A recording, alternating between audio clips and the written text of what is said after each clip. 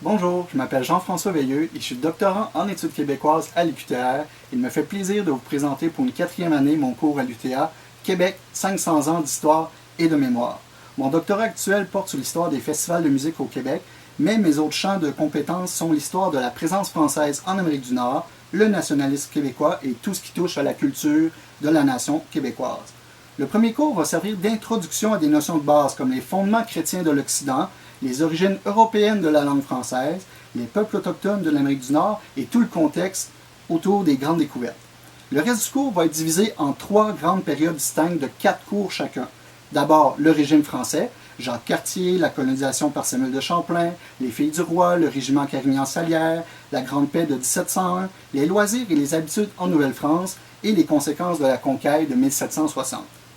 Ensuite, le régime britannique, donc l'acte de Québec, l'acte constitutionnel qui crée des institutions parlementaires, les 2 invasions du Canada par les États-Unis, la révolution de 1837-38 et sa répression. J'ai écrit un livre là-dessus, donc on va rentrer dans les détails. L'acte d'union, l'incendie du Parlement de Montréal et la venue de la Capricieuse.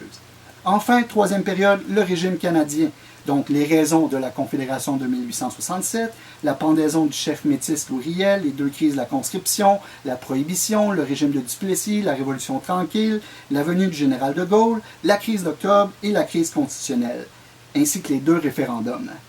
Le 13e et dernier cours va permettre de faire un bilan de l'actualité récente, décrire les principaux symboles du Québec et la nécessité d'une politique de commémoration.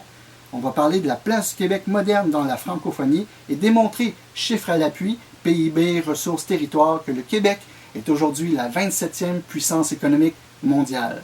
À bientôt.